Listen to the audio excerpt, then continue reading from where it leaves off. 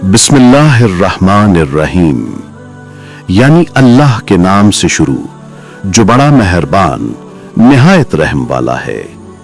अस्सलामु अलैकुम वरहमतुल्लाहि वबरकातुहू। हजरत सुलेमान और मलिका बल्कीस का वाकया। हजरत सुलेमान को अल्लाह ने अंबिया में खास इल्म दिया था कि वो परिंदों और जानवरों की जबान भी समझते थे। एक दिन जब आपने परिंदों का जायजा लिया तो देखा कि हुदहुद मौजूद नहीं है। आप अलैहिस्सलाम ने फरमाया कि अगर वो बगैर उज़्र के गैर हाजिर है तो सख्त सजा दी जाएगी। थोड़ी देर बाद हुदहुद आया और कहा, मैंने वो कुछ देखा है जो आप नहीं जानते। मैं सबा की एक औरत यानी मलिका बल्कीस के पास गया हूं जिसको अल्लाह ने बड़ी हुकूमत दी है। उसके पास तख्ते अजीम है, मगर वो और उसकी कौम सूरज की पूजा करते हैं। हजरत सुलेमान ने यह सुनकर हुदहुद के जरिए एक खत भेजा जिसमें लिखा, अल्लाह के नाम से जो बड़ा मेहरबान और रहम वाला है, मुझ पर सरकशी न करो और मेरे पास मुती होकर आओ। हुदहुद खत लेकर गया और मलिका बल्कीस के सामने फेंक दिया। उसने खत पढ़कर अपने वजीरों और सरदारों से मशवरा किया। उसने कहा, यह एक अजीम खत है, सुलेमान की तरफ से है जो हमें इताअत का हुक्म देता है। तुम लोग क्या राय देते हो? वजीरों ने कहा कि हमारे पास ताकत है, लेकिन फैसला आपका है।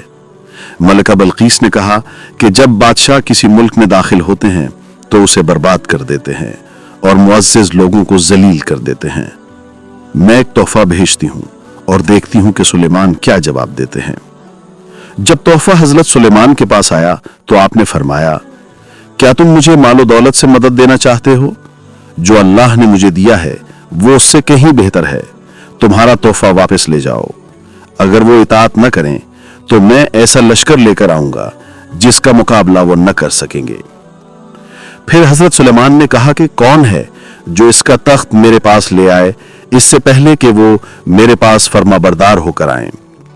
अफरीत यानी जिन्नों में से एक ने कहा कि मैं इसे आपके पास ले आऊंगा इससे पहले कि आप अपनी मजलिस बर्खास्त करें।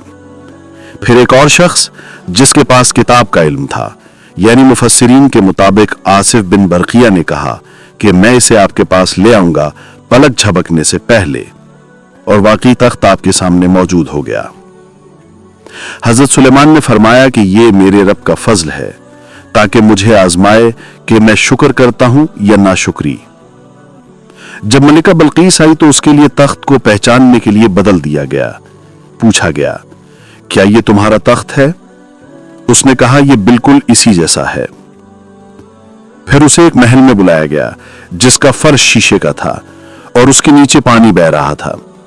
मलिका ने समझा ये पानी है तो अपनी पिंडलियां खोल दी। हजरत सुलेमान ने फरमाया, यह शीशे का बना हुआ फर्श है। तब मलिका ने कहा, ऐ रब, मैंने अपनी जान पर जुल्म किया। अब मैं अल्लाह पर ईमान लाती हूं जो सुलेमान का रब है और मैं उसके साथ फर्माबरदारों में हूं। अल्लाह का इल्म हर चीज पर मुहीत है।